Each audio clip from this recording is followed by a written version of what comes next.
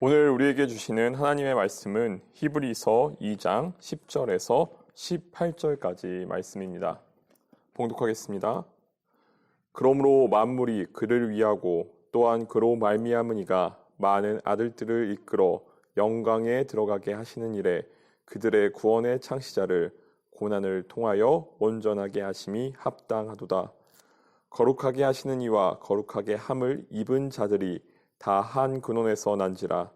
그러므로 형제라 부르시기를 부끄러워하지 아니하시고 이르시되 내가 주의 이름을 내 형제들에게 선포하고 내가 주를 교회 중에서 찬송하리라 하셨으며 또다시 내가 그를 의지하리라 하시고 또다시 볼지어다 나 및 하나님께서 내게 주신 자녀라 하셨으니 자녀들은 혈과 육에 속하였음에 그도 또한 같은 모양으로 혈과 육을 함께 지니심은 죽음을 통하여 죽음의 세력을 잡은 자 곧 마귀를 멸하시며 또 죽기를 무서워함으로 한평생 매어 종노릇 하는 모든 자들을 놓아주려 하심이니 이는 확실히 천사들을 붙들어 주려 하심이 아니요 오직 아브라함의 자손을 붙들어 주려 하심이라.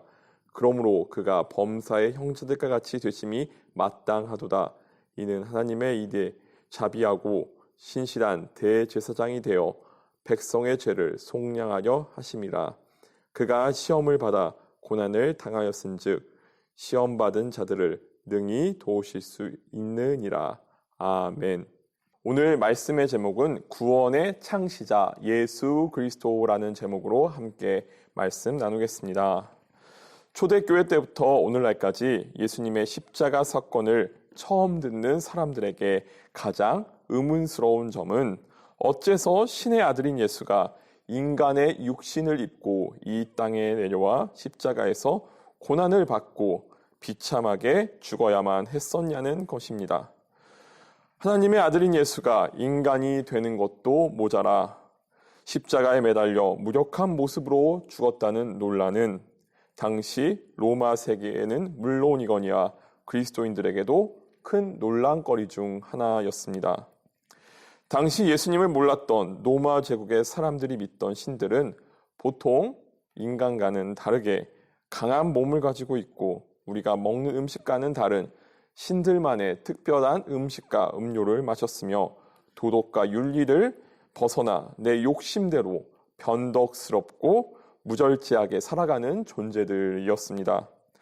반면에 예수님은 하나님이셨지만 우리와 똑같은 몸을 입고 이 땅에 오셔서 모든 허기, 눈물, 그리고 죄된 몸이 갖는 한계를 다 겪으셨습니다. 그리고 여러분이 잘 알고 계시는 것처럼 보통 사람은 흉내낼 수 없는 기적을 보여주셨음에도 불구하고 그 초자연적인 사건과 기적들은 예수님의 힘과 능력을 과시하는 데 목적이 있는 것이 아니라 예수가 우리에게 어떤 분이신지를 나타내고 그 기적을 통해 믿음이 우리 가운데 주어지는데 초점이 맞춰져 있었습니다. 하나님은 예수 그리스도를 인격적인 모습으로 온 인류를 향한 사랑으로서 이 땅에 보내셨지만 많은 사람은 예수님을 믿는 그대로 보지 못하고 각자 나름의 생각과 선입견으로 예수님의 십자가 사건을 보았기 때문에 예수님을 오해하고 그분의 생애가 우리에게 어떤 의미를 지니는지 예수님을 바로 앞에 두고도 받아들이지 못했던 것입니다. 그래서 오늘 히브리서는 다시 하나님의 아들인 예수가 어째서 인간이 되어 이 땅에 오셨냐는 바로 그 질문에 친절하게 답해주고 있습니다. 2장 9절과 10절의 말씀입니다. 오직 우리가 천사들보다 잠시 동안 못하게 하심을 입은 자 곧 죽음의 고난 받으심으로 말미암아 영광과 존귀로 관을 쓰신 예수를 보니 이를 행하심은 하나님의 은혜로 말미암아 모든 사람을 위하여 죽음을 맛보려 하심이라. 그러므로 만물이 그를 위하고 또한 그로 말미암니가 많은 아들들을 이끌어 영광에 들어가게 하시는 일에 그들의 구원의 창시자를 고난을 통하여 온전하게 하심이 합당하도다.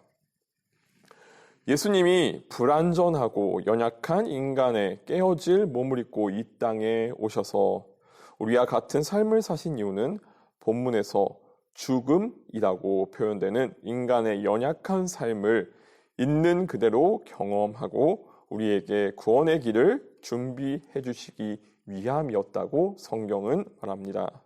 더 쉽게 이야기하면 예수님은 나의 삶의 처지와 상황을 있는 그대로 이해해 주시고 함께 다음 발걸음을 떼기 위해 나와 같은 몸을 입고 이 땅에 오셨습니다. 힘들고 어려운 일이 있을 때 내 마음을 이해해 주는 사람과 잠시 마음을 터놓고 이야기를 나눠본 적이 있으신가요? 나를 온전히 이해해 주는 사람과 속 깊은 대화를 나누는 것만으로도 마음에 큰 위로가 되고 평안함이 찾아오는 경험을 누구나 해보았을 겁니다.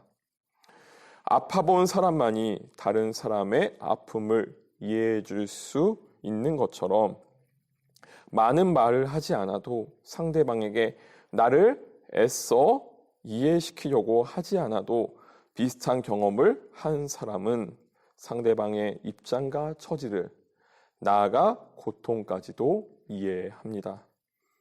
이처럼 우리가 보잘것없고 실수와 잘못으로 인해 넘어지고 쓰러져도 다시 예수님께 나아올 수 있는 것은 예수님은 그 누구보다도 나를 잘 이해해 주시고 내 모든 사정을 알고 계신다는 믿음 때문입니다. 이를 두고 오늘 본문은 예수님이 구원의 창시자라고 선포하고 있습니다. 그 믿음 가운데 내 허물과 잘못을, 한계와 슬픔을 모두 예수 그리스도께 고백하며 마음속에 흘러넘치는 평안과 기쁨으로 구원의 창시자가 되신 예수 그리스도를 고백하는 우리 모두가 되기를 진심으로 소망합니다. 다음 두 번째 질문입니다. 우리를 이해하기 위해서 예수님께서 그 모습을 낮추시어 사람의 몸을 입고 이 땅에 오셨다고 하는 것까지는 이해했습니다. 그런데 어째서 십자가 처형이라는 무시무시한 형벌을 받으셔야만 했는지가 궁금합니다. 십자가는 너무 가혹하고 무서운 일이 아닌가 싶습니다. 우리의 연약함을 이해하시기 위해서 오셨다면 그냥 사람의 몸을 입고 편안하게 계시다가 돌아가셨을 수도 있지 않습니까? 그리고 십자가는 보는 것만으로도 사람에게 두려움과 불안함을 주는 고통과 참혹한 광경이 펼쳐지는 말 그대로 최악의 형벌이 아닙니까? 그런 형벌을 보통 사람도 아니고 신의 아들이시라는 예수님이 겪는다는 것은 이상하게 느껴집니다. 이런 질문 역시 앞서 초대교회 때부터 오늘날까지 당시 로마 세계는 물론이거니와 그리스도인들에게 여전히 논란이었습니다. 어째서 하나님의 아들 예수가 인간의 몸을 입고 이 땅에 온 것도 모자라 십자가에서 고난을 받고 비참하게 죽어야만 했었냐는 것입니다. 그 질문에 히브리서는 우리에게 이렇게 답합니다. 14절과 15절의 말씀입니다. 자녀들은 혈과 육에 속하였음에 그도 또한 같은 모양으로 혈과 육을 함께 지니심은 죽음을 통하여 죽음의 세력을 잡은 자 곧 마귀를 멸하시며 또 죽기를 무서워함으로 한평생 매어 종노릇하는 모든 자들을 놓아주려 하심이니. 여기서 자녀들은 육신을 입은 그리스도인 모두를 가리킵니다. 거기에는 하나님의 아들 예수 그리스도도 함께 포함되어 있습니다. 앞선 질문처럼 보는 것만으로도 두려움이 엄습하는 십자가 위에서 예수님이 돌아가신 이유는 그 십자가가 예수님을 통해서 죽음과 두려움의 상징이 아니라 사랑과 용서의 상징, 나아가 부활의 영광과 평화의 상징이 되어 우리를 죄와 사망의 권세로부터 자유롭게 하기 위함이었습니다. 어떻게 이런 일이 가능한 걸까요? 누가 가르쳐 주지 않아도 사람은 본능적으로 죽음과 관련된 오염되고 더럽고 저주받은 것을 피합니다. 죽음의 손길이 나에게도 뻗어올지 모른다는 두려움 때문입니다. 십자가가 의미하는 것이 무엇입니까? 죽음의 공포입니다. 두려움입니다. 십자가는 저주와 고통의 상징이었고 형벌 중에서도 가장 부끄럽고 수치스러운 형벌이었습니다. 사람들은 십자가를 부끄럽게 여겼습니다. 사람이라면 누구나 죽음이라든지 나아가 더러워 보이는 것을 역겨워하고 꺼립니다. 죽음이 두려워서입니다. 하지만 정작 사람을 말려 죽이고 고통스럽게 하는 것은 진짜 무시무시한 죽음이나 형벌이 아니라 두려움이 두려움을 만들어내는 일입니다. 오늘날 사람들의 행동을 보아도 얼마나 그 두려움이나 공포가 부질없는 것인지 실감할 수 있습니다. 물론 그 공포와 두려움에 속해 있는 사람들에게는 결코 그것이 무시할 수 없는 것임에도 불구하고 말입니다. 사람들은 건널목에 녹색불이 켜졌다고 해서 함부로 차가 쌩쌩 다니는 차도를 무작정 건너지는 않습니다. 내 눈에 보이고 식별 가능한 위험에 대해서 주의를 기울이고 조심하기 때문입니다. 반면에 눈에 보이지 않는 위험은 그것이 엄연히 우리에게 해를 가할 수 있어도 일단 내 눈에 보이지 않고 거슬리지 않으면 신경을 쓰지 않습니다. 지금 온 지구를 뒤덮은 바이러스가 대표적인 예입니다. 실제로 1918년부터 1920년에 전 세계 인구의 최소 3%에서 최대 6%를 죽게 한 스페인 독감을 기억하는 사람은 거의 없습니다. 왜냐하면 당시에 사람들의 눈에 띄는 사건은 1차, 제2차 세계대전이었기 때문입니다. 실제로 집계된 자료로는 1차, 2차 세계대전에서 전쟁으로 죽은 사람보다 스페인 독감으로 죽은 사람이 더 많다고 합니다. 우리나라에서도 일제강점기 시절에 무오년 독감이라는 이름으로 1918년 한 해에만 13만 명이 죽었습니다. 스페인 독감이라는 이름도 스페인에서 이 독감이 시작되어서 붙은 이름이 아니라 1차 세계대전 스페인 독감이라는 이름도 스페인에서 시작되어서 스페인 독감이라고 부르게 된 것이 아니라 1차 세계대전 당시에 스페인만 전쟁에 참여하지 않아서 유일하게 스페인에서만 독감에 대한 뉴스를 내보냈기 때문에 붙여진 이름입니다. 비단 바이러스로 인한 생물학적인 죽음뿐이겠습니까? 사회적인 죽음, 정치적인 죽음, 경제적인 죽음 등 이 시대를 살아가는 우리에게는 여전히 잔존하는 죽음에 대한 두려움이 있습니다. 사람들은 여전히 눈에 보이고 내게 직접 관련된 문제가 아니라면 조금도 신경 쓰지 않고 관심을 기울이지 않습니다. 대신 눈에 보이고 귀에 들리는 것에 사람들이 수군거리는 소리에만 귀를 기울입니다. 이렇게 많은 사람이 실제 하는 위험보다는 단지 내가 생각하는 안전함과 내가 생각하는 깨끗함만을 추구하며 살아갑니다. 하지만 나만 깨끗하고 나만 안전하다면 끝나는 일일까요? 그 두려움으로 인한 사망의 권세. 하지만 나만 깨끗하고 나만 안전하면 끝나는 일일까요? 그 두려움과 사망의 권세는 절대로 사람들을 지키고 살려내지 못합니다. 오히려 사람들이 주눅들게 하고 또 사람들의 영혼을 갉아먹습니다. 두려움이 두려움을 낳고 차별과 혐오를 일으킵니다.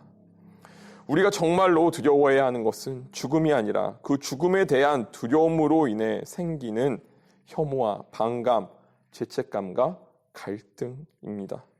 여전히 이 시대에 화합을 이루지 못하고 있는 것은 진짜 더러운 것이 무엇인지, 정말로 위험한 것이 무엇인지 모른다는 의미일지도 모릅니다. 정작 우리를 죽이고 위협하는 것은 다른 곳에 여전히 있음에도 불구하고 말입니다. 마태복음 15장 19절에서 20절까지 말씀입니다. 마음에서 나오는 것은 악한 생각과 살인과 간음과 음란과 도적질과 거짓 증거와 비방이니 이런 것들이 사람을 더럽게 하는 것이요 씻지 않은 손으로 먹는 것은 사람을 더럽게 하지 못하느니라. 다시 오늘 본문으로 돌아와 예수님의 순환과 고난은 우리에게 무슨 의미가 있는지 다시 질문해 봅니다. 그리고 특별히 십자가 사건은 어떻게 신의 아들이 이토록 무력하고 한없이 약해지고 비참한 최후를 맞이할 수 있을까라는 질문에 오늘 히브리서 본문이 답합니다. 다시 한번 2장 14절과 15절의 말씀을 봉독하겠습니다. 자녀들은 혈과 육에 속하였음에 그도 또한 같은 모양으로 혈과 육을 함께 지니심은 죽음을 통하여 죽음의 세력을 잡은 자 곧 마귀를 멸하시며 또 죽기를 무서워함으로 한평생 매어 종 노릇하는 모든 자들을 놓아주려 하심이니. 예수님이 순환과 고난을 받은 이유는 죽음의 세력을 잡은 마귀를 멸하고 우리를 죽음에 대한 공포와 두려움으로부터 자유롭게 하시기 위함입니다. 부활을 통해 예수님은 죽음의 권세가 침범할 수 없는 생명을 지니신 분임을 온 세상에 선포하셨습니다. 십자가는 본래 치욕과 두려움의 상징이었지만 예수님은 그 부정한 것을 거룩하게 바꾸셨습니다. 우리 몸에 더러운 것이 묻었다고 생각해 보십시오. 그러면 깨끗한 수건을 가져옵니다. 물과 깨끗한 수건으로 우리 몸에 묻은 더러운 것을 닦으며 깨끗해집니다. 하지만 내가 깨끗해지는 대신에 수건은 지저분해지고 그렇게 더러워진 수건을 우리는 걸레로 사용합니다. 하지만 아무리 더러운 것을 닦아내는 걸레라고 할지라도 더러운 상태 그대로 무엇인가 닦고 청소하는 경우는 없습니다.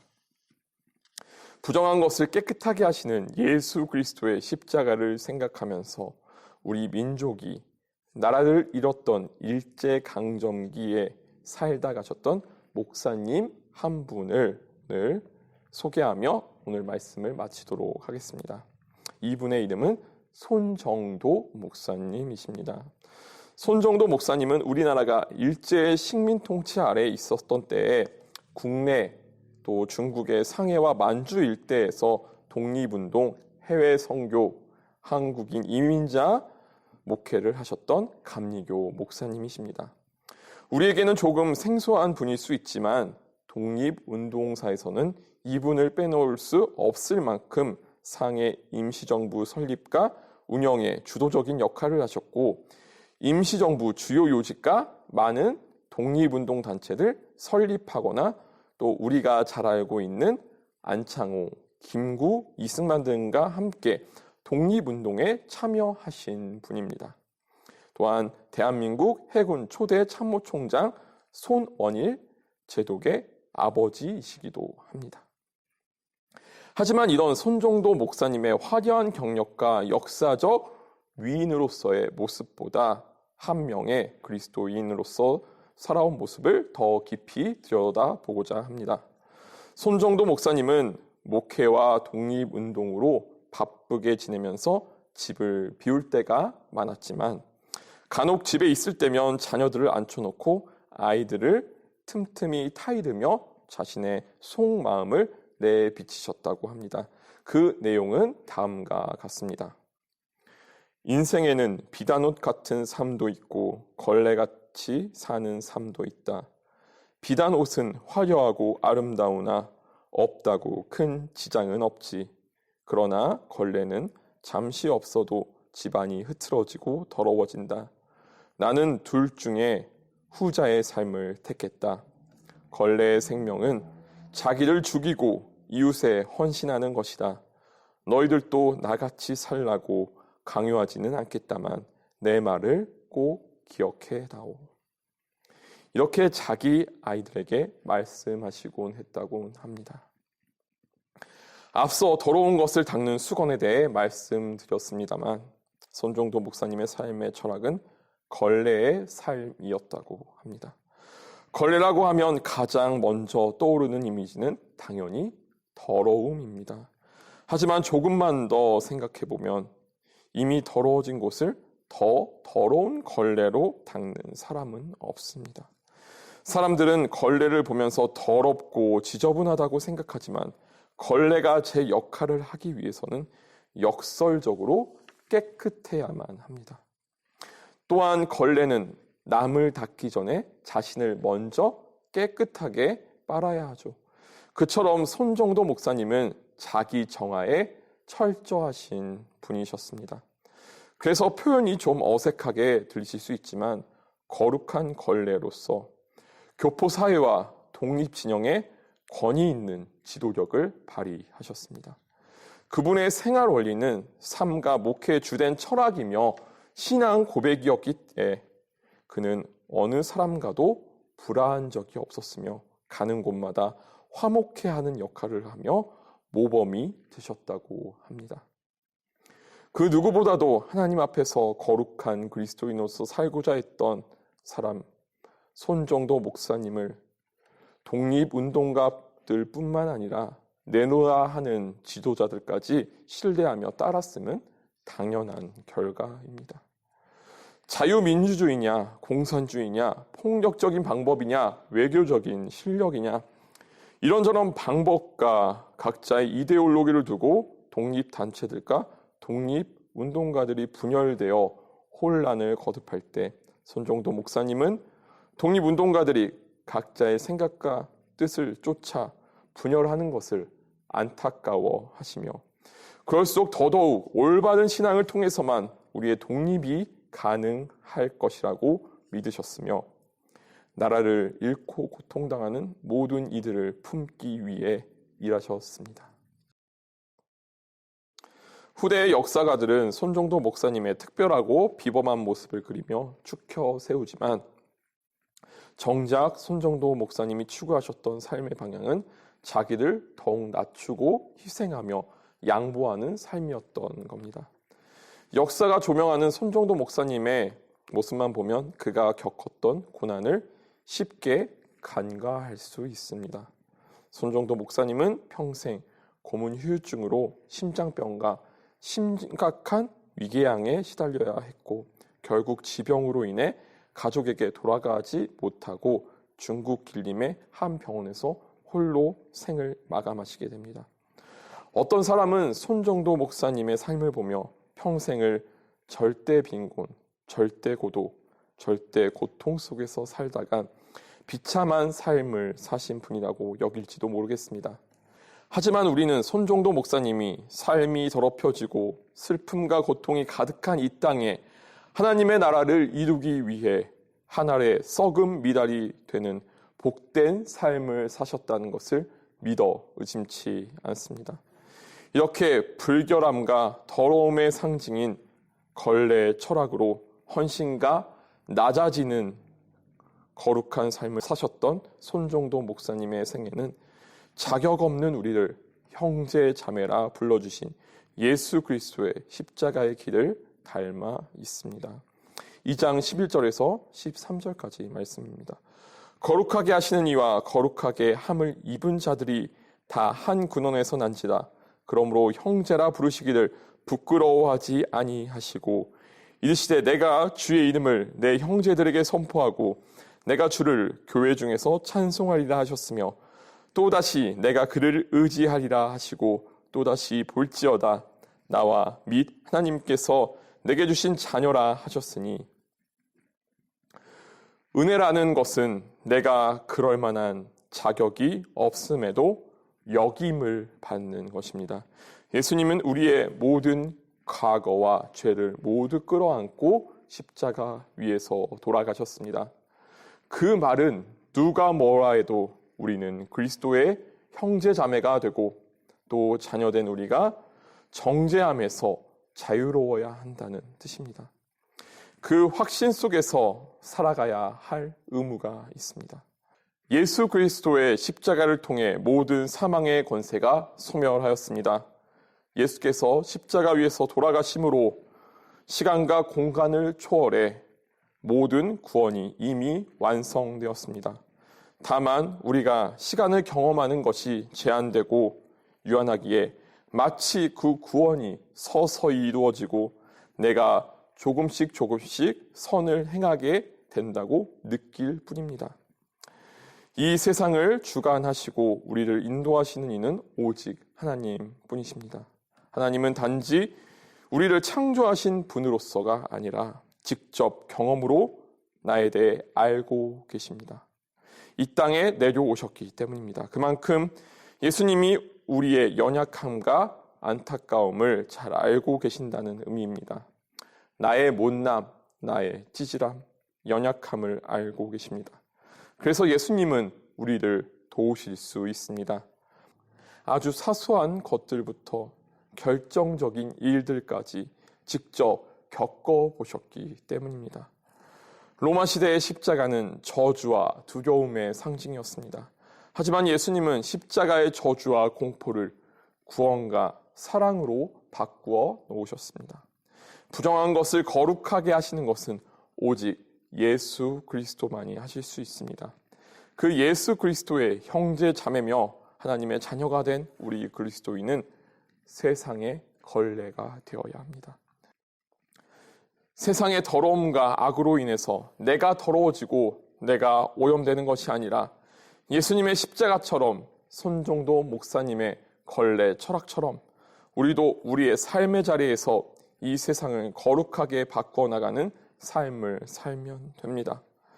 우리를 통해 세상을 거룩하게 하시는 예수님의 뜻을 살아가면 구원의 창시자가 되시는 예수님께서 우리들 반갑게 맞이해 주실 것입니다. 다 함께 기도드리시겠습니다. 사랑의 하나님 감사합니다. 저주의 두려움의 상징이었던 십자가가 예수 그리스도를 통해 구원과 사랑의 표징이 되었음을 알게 하심에 감사합니다. 우리에게 보여주신 십자가 사랑을 통해 우리도 이 세상 속에서 우리를 거룩하게 하신 예수 그리스도를 따라 이 세상을 거룩하게 하는데 쓰임받길 원합니다. 오직 우리를 인도하시는 이는 한 분이심을 믿으며 이 모든 것 살아계신 우리 주 예수 그리스도의 이름으로 기도드립니다. 아멘.